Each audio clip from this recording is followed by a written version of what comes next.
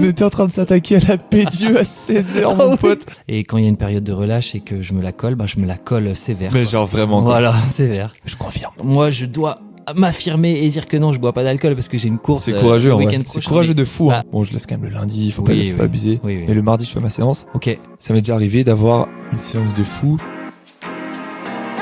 Dans le dur, le podcast. Bonjour Kevin. Salut Kev. Oh, salut. Ça va? Ouais, ça va et toi? Au top du top. Bon, c'est bien. Ah, t'es en forme aujourd'hui là. Ouais, tu m'as l'air en forme. En vrai, je suis en forme comme à chaque fois qu'on enregistre un épisode. Je suis excité et à la fois impatient de voir quelle dinguerie je vais devoir couper au montage pour nous éviter la casse prison. Parce que là, je pense que tu vas avoir peut-être un petit peu de boulot. Ok. Je sais pas. Très bien. Tu veux connaître le thème du jour ou quoi? Ouais. Ah oui. Je te donne le titre. Vas-y. La beuverie à J-7, 2 points, l'affûtage revisité. Bam, c'est lâché. Bam, c'est lâché. Ok, la bombe est lâchée. Maintenant, il n'y a plus qu'à compléter tout ça. Parce que là, en fait, on est en train de promettre aux gens des nouvelles méthodes d'entraînement. Parce que là, c'est un vrai truc. Donc, je pense qu'il y a quand même une petite pression sur mes épaules. Je sais pas trop si tu t'en rends compte. Si, oui, j'imagine ce que c'est. Mais je pense que, voilà, tu vas être de bons conseils et tu vas être J'espère. un Je vais grand tout faire soutien. Tu vas m'épauler un Ouais, petit peu. je vais tout faire Voilà. pour. Autour de ce thème. Surtout l'affûtage, c'est quelque chose qui parle à tout le monde, mais quand on y inclut la beuverie, on se demande qu'est-ce que ça vient foutre là. Mais oui, il y a Là, c'est vraiment- bien revisité, hein, c'est quand même. bien revisité comme affûtage. Donc on va aller gentiment dans le dur. Exactement. Parce que bon, faut dire les choses, hein. C'est un sujet qui est quand même vachement tabou parce que le sport d'endurance et la fête, sur le papier, c'est quand même deux extrêmes. Hein. Ouais, C'est oui. pas très compatible. Ouais, c'est A rarement priori. valorisé par les médias, etc. Quoi. A priori. Ouais. Et moi, la question que je me pose, c'est en fait, quelle place on donne au laisser-aller autour de notre pratique? Toi, par exemple, Kevin, c'est quoi ton rapport à ces deux choses? Comment t'arrives à concilier les deux si tu le fais? Voilà. Ouais. Déjà, première question. Ok. Et tu donnes la priorité à quoi? Alors, je me doute un petit peu de tes réponses, mais. Ouais. Non, mais je vais te répondre simplement. Comment je concilie les deux en fait, simplement, quand je suis dans une période où je m'entraîne dur et où un objectif approche, je bois plus du tout d'alcool. Tu vois, généralement, ce que je me fixe, c'est les Même pas une bière? Non, par exemple, tu vois, les 4 semaines avant l'objectif, je bois plus d'alcool. Et c'est pas spécialement dur à faire, mais par contre moi j'ai beaucoup fait la fête avant et je suis toujours un fêtard, j'adore faire la fête, hein. C'est juste que maintenant, vu que le sport a pris de plus en plus de place dans ma vie et que je m'y épanouis, j'arrive à segmenter ces parties-là, Faire la part des choses. faire la part des choses. Quand j'ai envie de prendre du plaisir à l'entraînement et d'être prêt pour un objectif, je bois plus. Et quand il y a une période de relâche et que je me la colle, je me la colle sévère. Mais quoi. genre vraiment, quoi. Voilà, sévère. Je confirme. Ouais. Je confirme. Je suis témoin des deux. Ouais, c'est ça. Je Voilà. sais que tu Ah sais oui, faire oui. le moine et puis Mais- tu sais relâcher quand il faut. Exactement. Et tu m'impressionnes d'ailleurs, ça je te l'ai jamais dit, mais tu tiens très très bien pour un mec quand même qui fait des coupures. longue. Ouais, Ouais, on ouais. sent qu'il y a un passif quand même, que Ouais, il y a un passif. t'as entraîné ton organisme. oui. Non, mais c'est vrai que même quand je faisais beaucoup la fête, tu vois, je peux être relativement vite bourré, mais après je peux tenir longtemps et boire beaucoup. Bah ouais, mais c'est parce que tu sais que Il y a un background, tu vois. à Nice tu m'as couché hein, à la Ouais, putain, oui, à exact. l'after party. Ouais. Moi, je Ouais. pouvais plus. Hein. C'est à partir de la pédieu, j'ai vu que ça commençait à calancher un peu. On était en train de s'attaquer à la pédieu à 16h, mon oui. pote, Oh, en plein vieux Nice, oh la vache, c'était avec notre médaille finisher.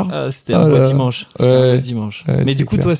toi, c'est quoi ton rapport à tout ça? Comment tu mélanges alcool et ta pratique du sport? Bah écoute, bon après, je te propose un truc, c'est que d'abord on remette un petit peu de contexte et après moi je te parlerai un petit peu de mon cas, bien sûr, mon cas avec plaisir. personnel. Avec plaisir.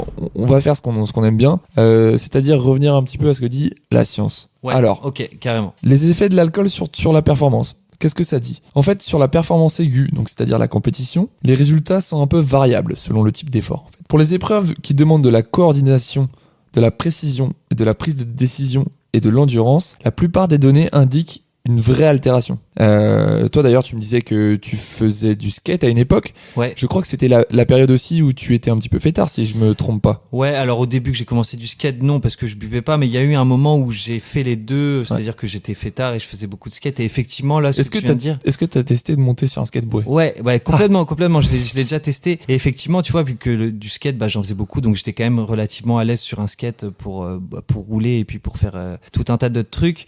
Et à partir du moment où j'avais de l'alcool dans le sang, c'était un truc de fou parce que je perdais vraiment mes moyens et c'était même totalement perturbant la première fois où je l'ai testé. Je me suis dit mais attends, mais normalement je sais faire ça, et j'étais incapable de le reproduire, un truc que je faisais plutôt facilement quoi. Ah oui, et donc putain. tu vois, tout ce que tu viens de décrire là, Ça te parle. Ça me parle de fou parce que j'ai été témoin. Donc tous ces Excellent. trucs tu vois de réflexe, équilibre, etc.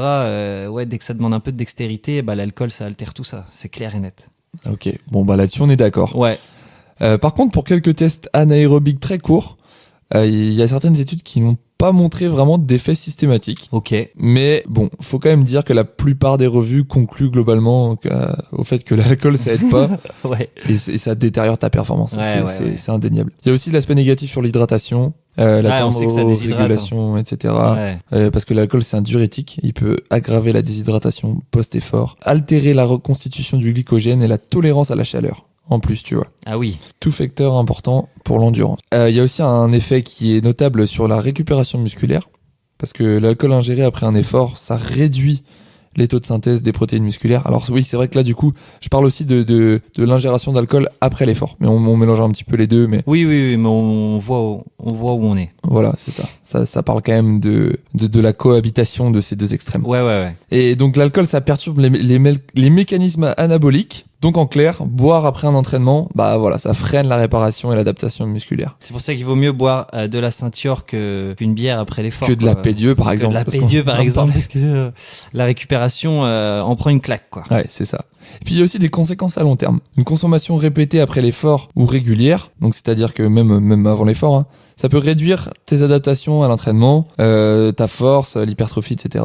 Et perturber tes hormones, notamment la testostérone, qui est une hormone quand même qui est assez importante pour la performance masculine en tout cas. Oui. Donc voilà, ça nuit à la progression sur le long terme. Maintenant tout cela dit, on va essayer de voir les choses un petit peu différemment, si tu veux bien. Avec plaisir. Ouvrons nos esprits. Bah oui, parce que est-ce que tu es d'accord avec moi que le stress de ton organisme au global, est-ce que c'est ce qu'on veut pas provoquer quand on fait des blocs d'entraînement et quand on s'entraîne beaucoup?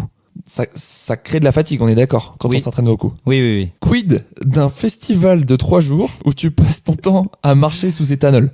Ah oui. Parce que là on est d'accord. Alors t'as déjà fait des festivals, tu sais comment. Oui. Je sais comment ça se passe. C'est 3 jours intenses où tu marches beaucoup, tu bois beaucoup, effectivement, tu disais juste un peu avant que l'entraînement, le principe même de l'entraînement, c'est de stresser son organisme pour qu'il se fatigue et pour qu'il fasse des adaptations. Et pourquoi est-ce que ce serait totalement différent de quand on va en festival, qu'on stresse son organisme constamment pendant 3 jours? Et derrière, peut-être qu'il va créer des adaptations. J'imagine que c'est vers là que tu veux. Oui, c'est vers là que je veux aller. Bon, alors maintenant, évidemment, je suis pas en train de dire que à S-2 de votre objectif, faut aller se mettre une énorme caisse. Non, c'est pas ça qu'on dit. C'est pas ça. On a dit J-7. J-7. Écoutez un peu. On rigole, ça oui. va. Mais pas trop, On rigole pas trop parce que. En fait, dans le fonctionnement, on pourrait trouver des similarités, mais après, par contre, vous dire que faire 3 jours de festival quelques jours avant votre objectif, évidemment, c'est contre-productif. C'est juste dans l'idée de comment ça se passe que oui, il y a des points communs. Moi, en fait, pourquoi je te parle de ça? C'est parce que je vais encore une fois parler de mon cas personnel, de ce que j'ai déjà ressenti sur. Après, on est là pour ça. On est l'un en face de l'autre. On se regarde dans le blanc des yeux. On va parler de nous. On va pas parler des autres. Ouais, c'est clair. Il y a que nous qui nous intéressons, sans déconner. De ouf. Parce que moi, dans mon cas personnel, j'ai déjà observé, en fait, après un festival. Et quand je te dis après, c'est directement après. C'est-à-dire la semaine qui suit. J'ai déjà observé une FC, donc qui est très très basse. Ouais. Mais fréquence cardiaque pour ceux qui suivent pas. Fréquence cardiaque, pardon. Qui est très très basse et qui et en fait j'ai cette sensation d'être à l'aise à l'effort. ça ne s'arrête pas là des fois, parce que des fois, évidemment, t'as ton programme d'entraînement où tu dois un petit peu quand même suivre la constance de ta prépa dans le cas où t'es dans une prépa. En fait, j'ai testé de faire des grosses séances directement après des week-ends un petit peu festifs comme ça. Ouais. La semaine suivante, quoi. Tu laisses pas le temps vraiment Exactement, de récupérer et t'y vas, quoi. pas de récupération. Ouais, ok. Admettons, le festival se termine le dimanche. Bon, je laisse quand même le lundi, faut pas abuser. Oui. Et le mardi, je fais ma séance. Ok. Ça m'est déjà arrivé d'avoir une séance de fou. Okay. Par exemple, tu la connais, cette séance, parce que je sais que tu l'as faite aussi, mais le 4 x 5 km avec 3 km allure marathon et 2 km. Oui, d'accord. Cette séance-là, je l'avais passé, mais les doigts dans le nez avec. Je me souviens de l'avoir une fois où t'avais eu des super chronos. Ouais, et puis avec un cœur super bas, et j'avais des sensations de fou, vraiment. Et du coup, parce que tu vois, on pourrait se dire, le cœur bas, c'est lié peut-être à une fatigue excessive, mais si c'est en plus corrélé à des sensations de fou, c'est que c'est pas ça, c'est que c'est ça. T'es sur un regain de forme post-fatigue. Et vraiment, je te jure, j'avais l'impression, je me suis dit, mais en fait, c'était tellement facile. Je me suis dit, j'aurais dû même aller plus vite dans les allures. Et du coup, ça m'a interloqué. Je me suis posé la question, tu vois. Et je comprends. Et bon, j'ai trouvé un petit peu quelques raisons à cela. Ah, intéressant. On va creuser un peu la science. Voilà. Enfin, la science. La science, oui, on peut dire. Notre science. Notre science à nous. La science dans le dur. Exactement. Parce que en fait, ce cas du rebond de forme après le festoche, il est la conséquence d'une vraie décharge. Parce que moi, en tout cas, quand je suis en festival, des fois, ça m'arrive quand même de faire un footing le matin. On les voit des fois sur Strava, tes petits footings du matin. Sur un festival de 3 jours, parce qu'il faut quand même s'entraîner un minimum. Mais en fait, souvent, ce que je fais avant un festival, c'est que j'anticipe. Donc, c'est-à-dire que je vais quand même faire un début de semaine qui est un petit peu chargé, un minimum. Et par contre, après, pendant les 3 jours, forcément, t'auras juste à la limite un footing. Ouais. Mais le reste du temps, il va pas y avoir grand chose. Oui. Et du coup, qu'est-ce que c'est ça? Ça veut dire qu'il y a une vraie décharge au niveau de ta charge d'entraînement. Ouais. Et ça, plus la surcompensation, ça veut dire que, alors, oui, aussi, j'ai oublié de dire, il y a une charge mentale qui est très basse parce que des fois, tu peux penser on en a énormément pas parlé, à ton entraînement. Ouais. Et le fait d'être dans un environnement qui est complètement différent de d'habitude, ça te permet de te vider l'esprit et de penser à autre chose. Ouais, c'est à prendre en compte, c'est sûr. Voilà, donc il y a ça aussi. Et pour un peu que tu sortes un petit peu d'une période d'entraînement soutenu, de fatigue un petit peu latente, pour un peu qu'il y ait un peu de stress qui traîne avec le travail, les objectifs qui approchent, etc. Et t'as probablement créé avec tout ça une vraie phase de décharge involontaire et d'affûtage en fait. Ouais. C'est là qu'intervient l'affûtage.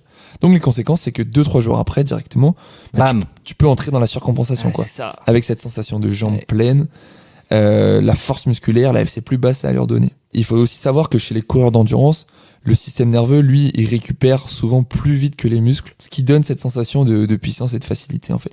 Ok, intéressant. Voilà. Tout ça pour dire que, en fait, l'alcool, il est mauvais à long terme, mais à court terme, quand même, si on prend toujours ce prisme-là, il peut provoquer une baisse du tonus sympathique, pour rentrer dans les détails, donc c'est-à-dire moins de stress. Et chez certains profils très entraînés, une FC qui baisse, on en a parlé. Ouais. L'AFC à l'effort qui est plus stable. Et surtout la perception de l'effort qui peut diminuer. Oui. Mais en vrai, quand on creuse, c'est pas l'alcool vraiment qui fait ça directement. C'est plutôt la rupture totale de la routine habituelle. Ouais, c'est ça. Ouais. Plus ton relâchement. Du coup, tu baisses ton niveau de fatigue lié à l'entraînement. Tu penses moins à l'entraînement pendant tes 2-3 jours de festival. Et quand tu reviens à l'entraînement, t'as plus d'envie. Et puis, vu que tu t'es moins mis dans les jambes, même si t'abuses sur tes jours de festival, t'as ce regain et qui fait que la surcompensation te donne ces bonnes sensations-là, quoi. Exactement. Exactement. Et si on tire vraiment le truc au maximum, l'alcool c'est calorique.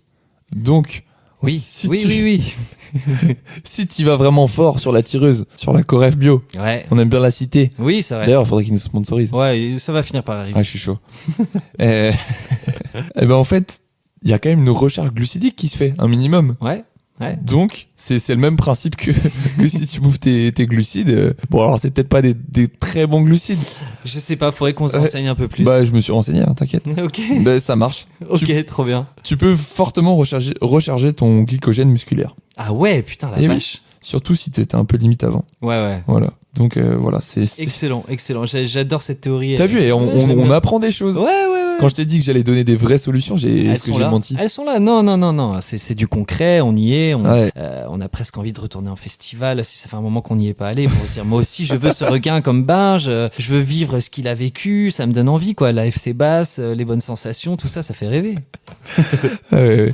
Bon après c'est vrai que du coup le sujet il est un petit peu marrant parce que bon on peut le dire, il y a eu un petit article dans le Télégramme, un journal local, sur le fait que voilà, bon, j'avais été interviewé par le journaliste qui m'avait dit après la ligne d'arrivée que effectivement il avait vu des stories sur mon parce que ce que Benjamin Instagram. n'osera pas dire, et parce qu'il est modeste et c'est bien, mais il venait de gagner le Trail de Plaintel au moment où le journaliste vient l'interroger, et du coup qu'est-ce qui se passe à ce moment-là? Et ben en fait le journaliste avait vu, parce qu'il suit En fait Benjamin j'étais pas inscrit Ouais.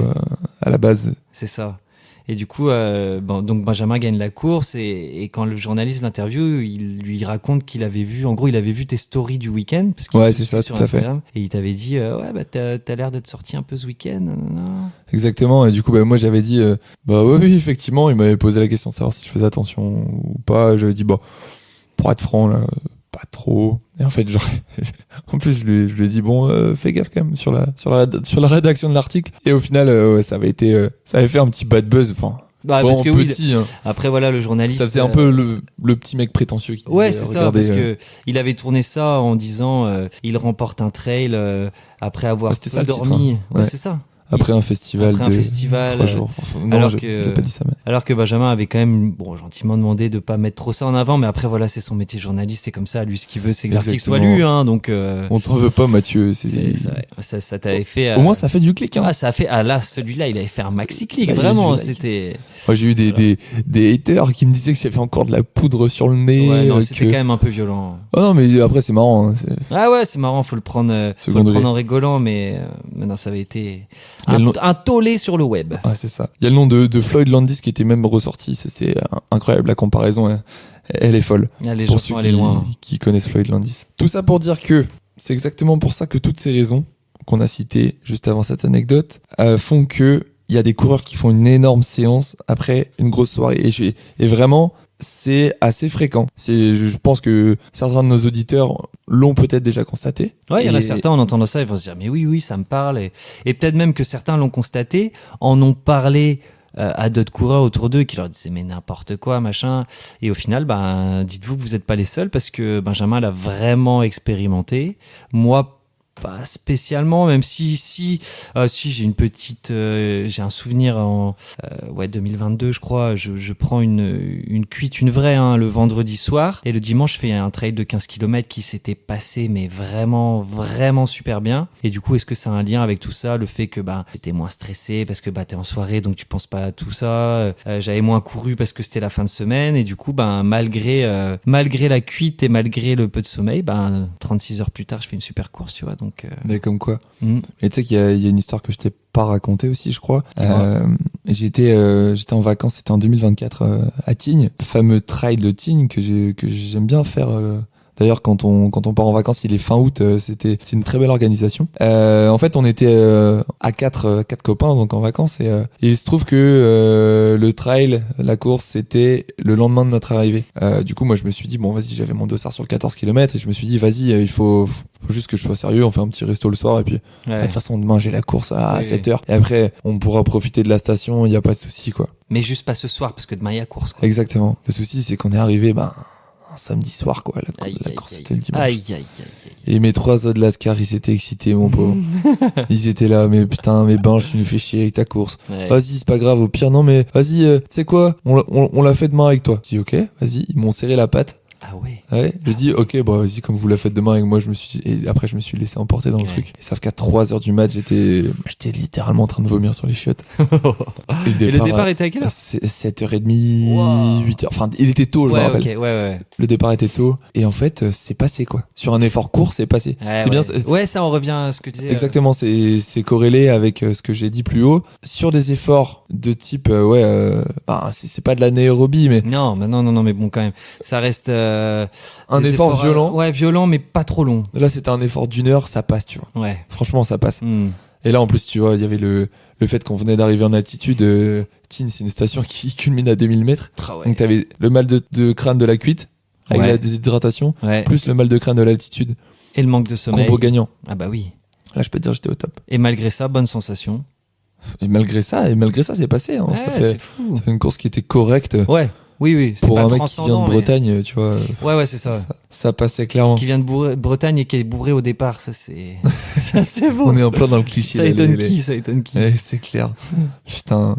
Et d'ailleurs, j'ai vomi aussi en haut de la première montée, ça je me rappelle. Oh putain. Ah c'est beau. Extraordinaire. Bah après, bon, tout ça pour dire qu'il y a quand même aussi des dommages collatéraux, ça faut pas l'oublier. C'est beau. Ouais, c'est quand même assez important de le rappeler, je Parce pense. que là, depuis parce tout à l'heure, on encense l'alcool, mais on fait- c'est pas du tout le but. Hein. c'est pas le propos, on fait pas mal d'humour depuis tout à l'heure et on force le trait, mais bon, évidemment tout le monde sait que bah il y a déjà le porte-monnaie il aime pas, hein, ça, faut le dire. Ouais.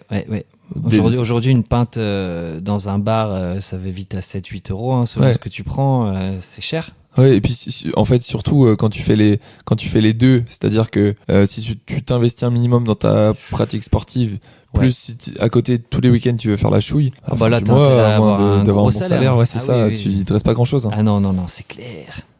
On est Ah bien ouais. d'accord. Et Ouais. puis en plus de ça, ça te rajoute de la fatigue, donc il peut y avoir une flemmardise qui s'installe Ouais. et tu Ça peut bâcles. être ultra contre-productif. C'est hein. ça, tu bâcles ton entraînement. Ouais. Et puis surtout les blessures. Ouais, oui, parce que Les voilà, blessures. créer de la fatigue, être déshydraté, tout ça, bah les tendons, les muscles, ils aiment pas. Et puis là, bah c'est un terrain ultra favorable aux blessures. Ouais, toi tu as pu l'expérimenter un petit peu ça. Ouais, moi je l'ai expérimenté, bah vraiment, ouais, pour de vrai, parce que bah justement on parlait de Nice tout à l'heure et quand on était à Nice, moi j'étais en fin de guérison, on va dire, de mon tendon d'Achille. Ah le salaud. Le salaud, donc Le fameux. ma deuxième grosse tendinite, parce que j'en ai eu 2 à ce foutu tendon d'Achille. Et donc quand on est à Nice, je peux recourir, j'ai quasiment plus de douleur, on va dire. Et donc le dimanche soir, on se prend la fameuse cuite dont on parlait à la Paix-Dieu, etc. Et on rentre le lundi, et le mardi, je vais courir. Et là, catastrophe, j'ai l'impression d'être retourné un mois en arrière au niveau de ma douleur au tendon T'étais d'Achille. rouillé quoi. Ah mais je me suis dit mais ça va pas du tout. Enfin là ça faisait un mois que je m'en sortais, que c'était bon, je sentais que j'allais pouvoir reprendre l'entraînement quasiment à 100%. Et là bim, je fais mon footing catastrophe. J'ai eu trop peur. Et bref en fait, ce qui s'est passé c'est que le mardi, ça s'est passé le mardi, je me suis beaucoup réhydraté. J'ai bien dormi dans la nuit du mardi au mercredi. Je suis retourné courir le mercredi, c'était bon. En fait c'était juste une conséquence directe de cette putain de déshydratation, comme c'est tu ça. disais, due à l'alcool. Et puis là, ouais, effectivement, ça m'a fait flipper. Bon, évidemment, c'était juste épisodique, hein, cette douleur, et heureusement. Mais comme quoi, la preuve que c'est un terrain ultra favorable aux blessures, c'est ce petit truc-là où le tendon, il se réirrite tout de suite, quoi. Ouais, exactement. Et puis tu vois, moi j'ai encore plus grave que toi, et là c'est vraiment directement lié à l'alcool, enfin pas que, mais ouais si. En fait si tu veux, j'étais au Vieilles Charrues, donc un grand festival qui se situe dans le fin fond de la Bretagne encore. Ouais. Et en fait j'étais donc c'était en 2023. On en a parlé un petit peu dans un autre podcast là, mais j'avais eu une entorse de Mais là, cheville. je sens qu'on va avoir un peu plus de détails dans celui-là. Ah oui. En fait j'ai eu une entorse de cheville qui m'a énormément emmerdé en 2023, Ouais. et un truc que je t'ai pas dit, que je t'ai pas. Dis-moi tout. Bah, C'est maintenant qu'il faut tout Ouais, dire. je me confesse. En fait, cette entorse-là qui m'a niqué 6 mois de ma saison, Ouais. je me la Quand suis même. faite au Vieilles Charrues, au camping festivalier, quoi. Aïe, aïe, aïe. Parce Donc, que rien y- à voir avec le sport en plus. Mais non chatte, Oh non. mon gars, j'ai la poisse, laisse tomber. En fait, Qu'est-ce qui s'est passé? Dis-nous tout. j'étais, somme toute, en forme, hein, comme tout festivalier qui se respecte. Donc bourré, au quoi. Vieilles- Ouais, Ouais, c'est ce que voilà, je voulais ok, dire. non, mais vas-y, allons droit au but. J'étais donc au camping et une personne a couru vers moi et m'a sauté dans les bras. Et toujours est-il qu'il y avait un lapin qui avait décidé de creuser son trou à cet Ah, le endroit-là. salaud. Et donc ma cheville, elle était en équilibre sur le bord du trou du lapin. Le poids de la personne, ça fait que j'ai perdu l'équilibre. Ouais, Ma cheville, elle a fait clac elle a vrillé. dans le putain de trou. Et tout ton poids plus Je te le jure, poids c'était de un la trou de lapin. personne. Ouais, Je mens pas. Je te crois. Tout mon poids plus le poids de la personne. Bam.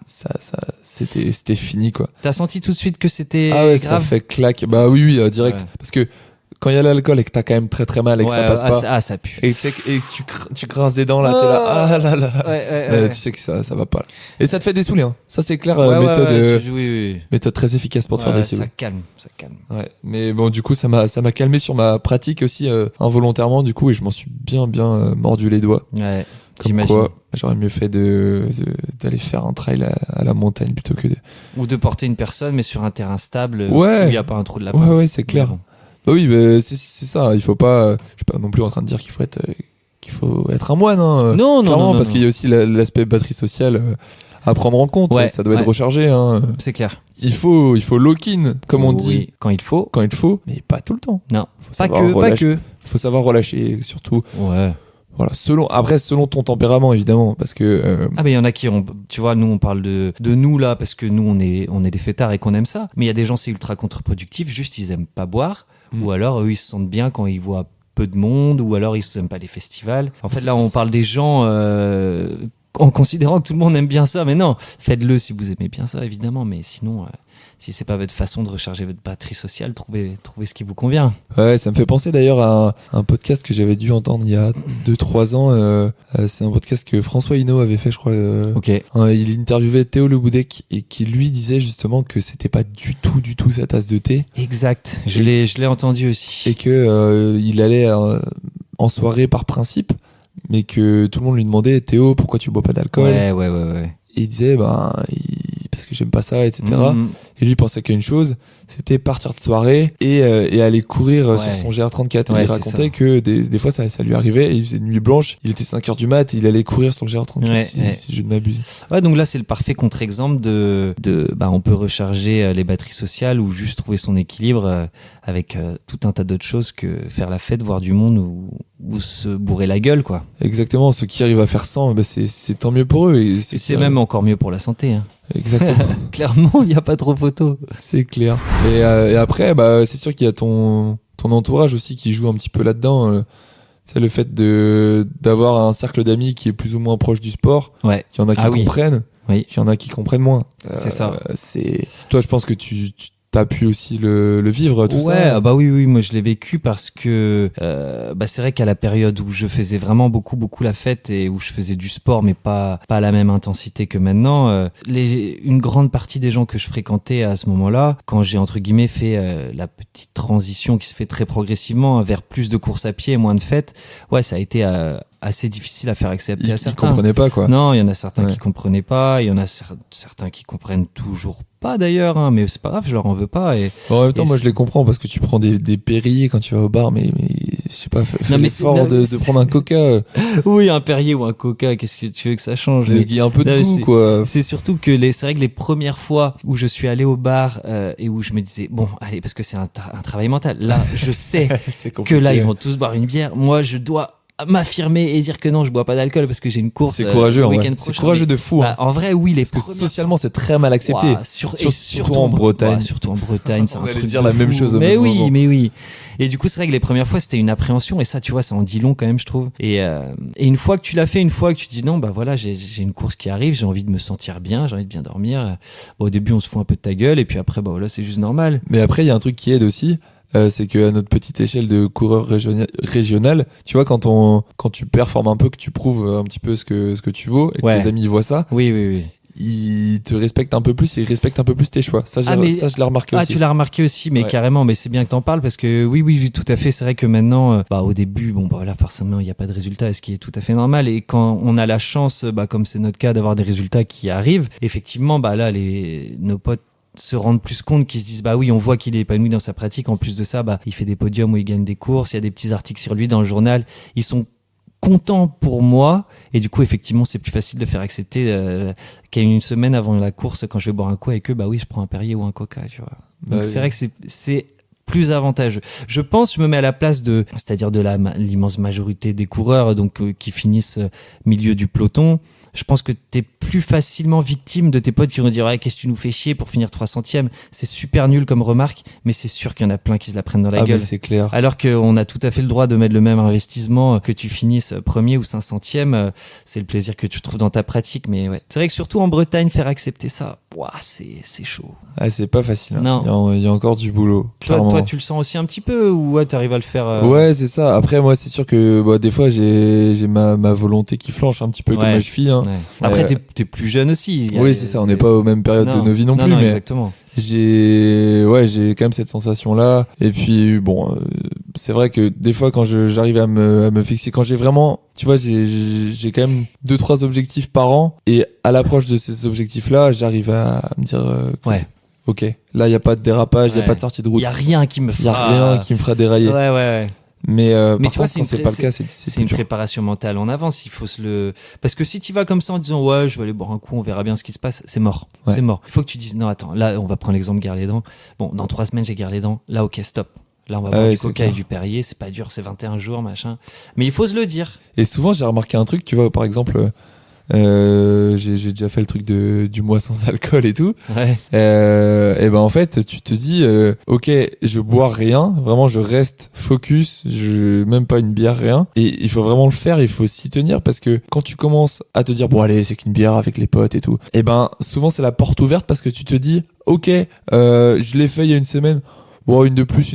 Et c'est Oui, là que ça peut oui, déraper. Exactement. Ouais. C'est pour Ouais, qu'il faut ça avoir revient à une ce truc-là discipline de faire. ouais, discipline de faire, se mettre une ligne directrice que tu tiens. Et puis en plus de ça, je trouve que ça apporte un truc en plus parce que quand tu te mets justement cet objectif, cette ligne directrice de dire j'ai mon objectif, j'ai envie de mettre tout en place pour y arriver, et ben mentalement ça te fait vachement de bien quand tu tiens, tu vois.